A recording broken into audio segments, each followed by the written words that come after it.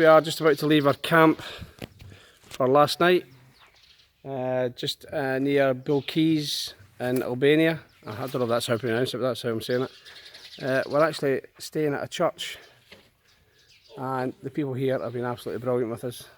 So we're just all packed up, but we found one of the bushes is out, so we're just going to have a quick look at the bushes and do that before we head off.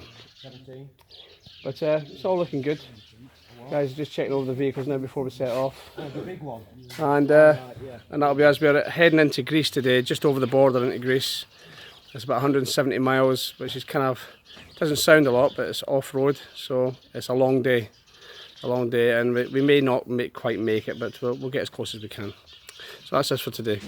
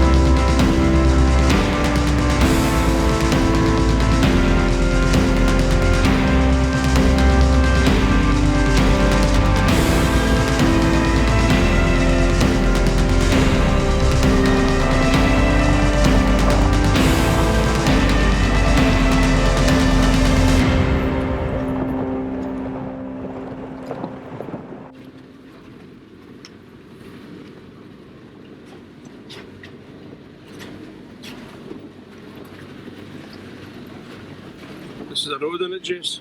Sure is. Well, it's not a road. It's a goat track. This is a motorway in Albania. You think this road then, Jay? Yeah, I've not driven for 2 days, so I'm almost driving with one arm because of this shoulder.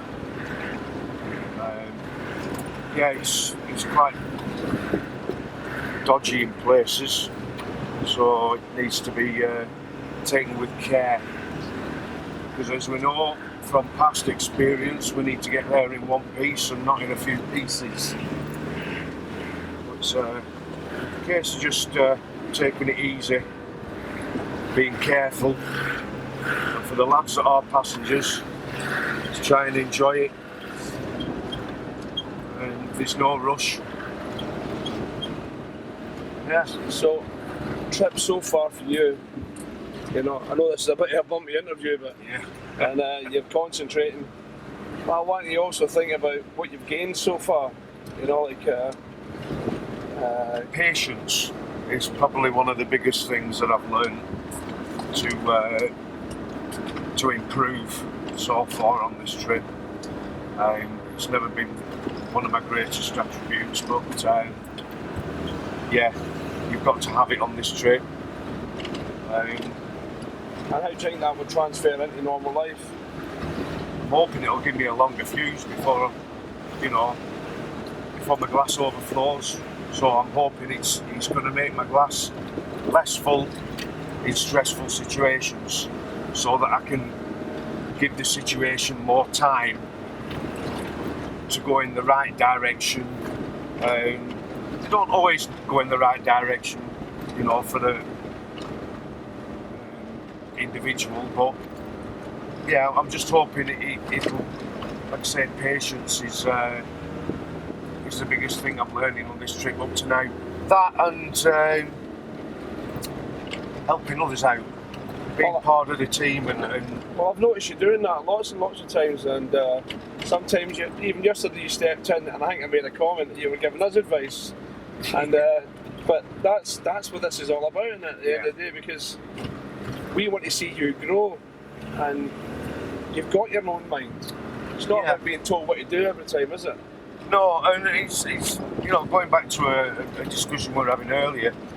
It's the problem with PTSD is it makes you very selfish. It's always me. That's just nature of the beast. That comes with PTSD. It's one of the symptoms. And being part of the team and being an active part of the team sort of gets your mind into the right way of thinking, of like I say, helping others and thinking about others, not just yourself. Everybody on this trip suffers from it in one way, shape or form. I'm hoping, not just for myself but for the other people involved, that they'll take something away from this trip, as I intend to, and I intend to get home and basically start a new life. That is my main goal, and everybody's got to get themselves into that right frame of mind, because if you don't put the effort in, you don't get what you want back. It's very true, that. Now, you've been to combat stress before, and they've gave you coping strategies. Yeah. Now, a lot of the time, and this is not a criticism of combat stress, a lot of the time when you go home, you get the coping strategies, but you kind of don't get to use them because you don't get put into practical situations where you can use them. No. Because of the nature of post-traumatic stress, you sometimes still shut away. So would you say that getting out on something like this allows you to use the coping strategies you were taught? It does. I mean, the problem with, obviously there's 3 establishments for combat stress. I myself went to Hollybush, and they call it a Hollybush bubble. And while you're there and you're learning these coping strategies, everything does and will seem to work, because you're not in stressful situations that life can bring once you've left the establishment. So getting out onto these, like I say, for me, the biggest thing is I'm taking more time.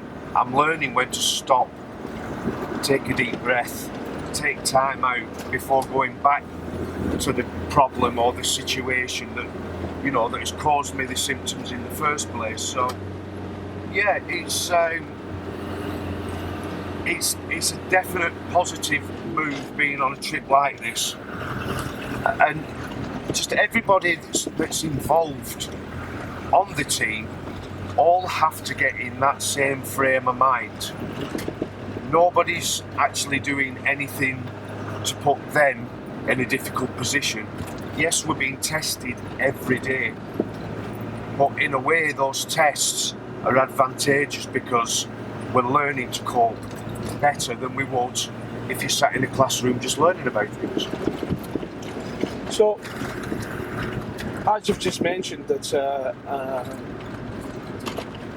getting everything into the right attitude at the right time is a very, very difficult thing, because we're all in different places. We're all in different places of where we are at any time, you know, psychologically or physically at any time. So to try and get that at the time can be a frustration in itself.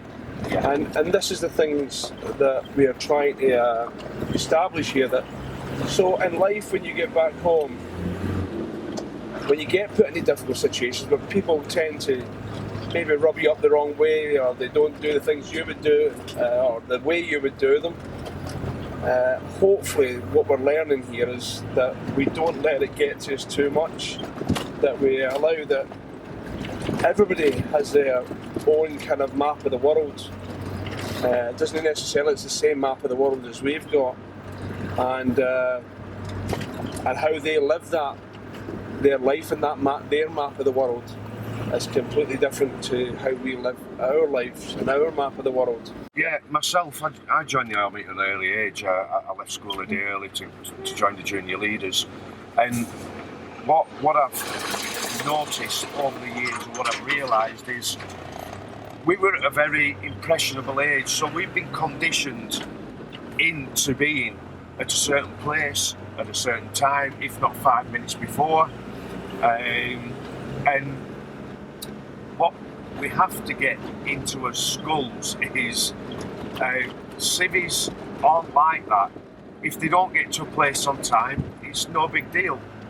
In the army, you know, it was a punishable offence. You know, there was always something that we had to do to make up for it. And me, before this trip, you know, if I got a plan for the day and I've got to be at a certain time, certain place, you know, won't be telling anybody that stood in my way. Anger's a big negative symptom of PTSD, and I'm hoping on this trip, because there is no rush, there are people that are holding us up, but I'm hoping that I can take that back home and put that into positive practice. Yeah, it's just getting rid of those conditioned ingredients that we were given when we first joined the army. So, which I believe are good ingredients. yeah, But it obviously doesn't always transfer into the normal world of civilian life. no. And it's really for us to change, not for them to change. We can't change the general population. That their map of the world is completely different to our map of the world. Yeah, and it's like I've said, it's how much effort you put in yourself personally into changing that will give you the positive benefits, you know, of not falling back into that same rut. The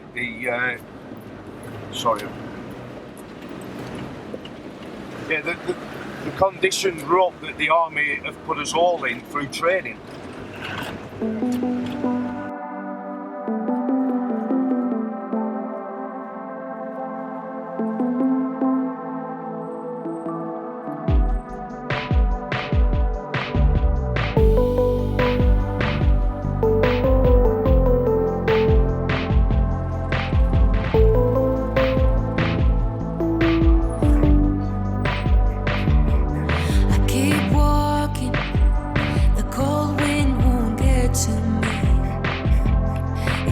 Makes me see what I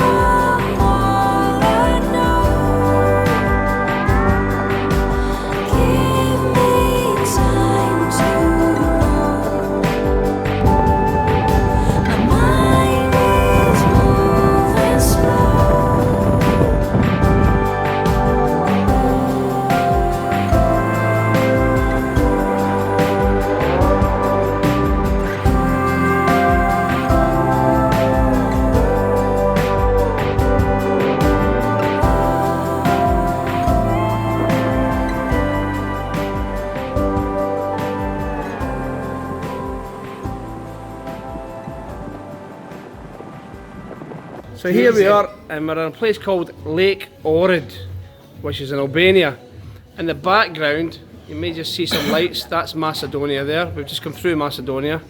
And we're here with Wayne. Hello. What's your name again? Rob. Mac. Jay. Greg. And Ant. And Sean is over there. Sean's on the phone over there. So this is a wonderful wee place. We found it by pure chance, and I have to say it's pretty damn good. We've been in that lake today having a wee swim when we finish the drive today. Tomorrow we're off to Mount Olympus, which is about 150 odd miles away. So we're off to Mount Olympus. And then what's your name, mate? What's your name? Nama. Nama. My name? Yeah. It's Gary. Gary. Gary. And there's Gary, our waiter for this evening. He's Mr. Universe from Albania. Gary and he's doing a great job tonight. So we're having a couple of beers and a nice meal. We'll get fish from this very lake tonight. So there we go. We're looking forward to that. And can't wait to have a go with that. So that's us. So we're camped just, I don't know if you can see us, just in the background there. We're camped up.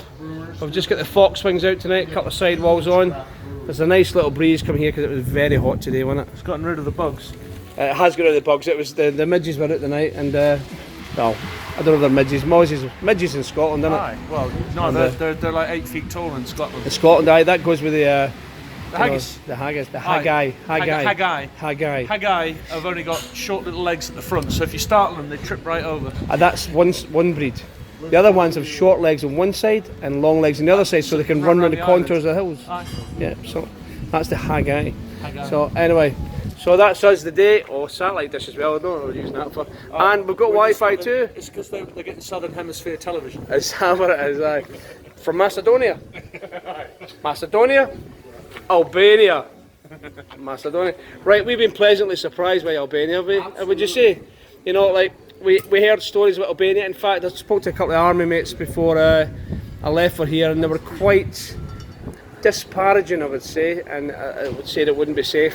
Well, we've met nothing but friendliness from everybody we've met. We stayed in a church last night. Apart from some of the people on the road. Apart from some of us. Apart from some of us to each other. We stayed in a really nice place. I didn't get to. Did you get this guy's name last night? It was in a little village near a place called Bilkeys it was near. About 17 miles. 17 miles from Bilkeys, and here's Sean turning up. And it was a lovely little site again. There was just us on the site. The site is basically to help young kids, isn't it? Really, I think kids, and help kids through. It was a church kind of thing, and really great wee place. So we've met nothing but friendliness in Albania. We briefly passed through Macedonia by mistake today, and they never let us back into Albania. Thanks, Greg. That was Greg Mapp reading, I have to say. But it was nice. It was nice when we were through Macedonia, wasn't it? It looked nice, nice place. That imaginary bit of insurance paper, we paid €50 for that imaginary bit of paper. You mean the bit of paper we never got? Aye, to be let out. You mean we were fleeced at the border? I would say it was a dash in some African languages. Yeah, I think it was. €50 that cost us. Aye. You know, but there you go. Border guards for you. Aye, border guards, good old border guards. But that's the only place we've been fleeced. Every other border, they've been miserable, but or inept. But what? Oh yeah, the wild camping. Don't forget the fella who come round like that. Right, I have to say we were wild camping the other night in Albania, next to a river. We met some Austrians, some Kiwis, some Poles turned in late with quad bikes, and we had a great night. We had a great night around the campfire. I put some pictures up, and in the morning, Mr. Farmer comes along and tries to fleece us. He was like Victor Meldrew, but about 50 years older. Aye, I think that's a tough living though. I think it's a tough living. And he fleeced us. Well, I think we gave him, how much did we give him in the end? I gave him €5. I gave him a pocket full of change, like, you know. I made about €50. He made about €50 off us and the Poles and the Kiwis. No, the Kiwis got away scot-free. Well, they were wise. They were wise. They got off ski. They were off ski early. The Austrians paid them €10, I think, maybe. I think each probably. But it was good. It was good. I have to say, we're having grilled fish tonight from the lake. and I can't wait to have it, I have to say. Anyway, that's our Tuesday, that is Tuesday, isn't it? Tuesday, why not? Tuesday update, and we'll do more of these as we go along now, because I've been a bit inept at it so far, like, but we'll get our updates going. no? What do you mean, how no? Are you back in the tools? I'm back in the tools. Back in the tools. John, we're missing you, pal. Where are you? Yeah, I'm missing you, John. The back of my truck's all dusty, and I'm keeping it all for you when you come back. You know? So there we go. That's our Tuesday update. John's on a day off. Yeah, he's a day off. You better not have a day off. He's on a day off. Tuesday's not having a day off on Tuesday. Aye. Day off. John, get back to work, right?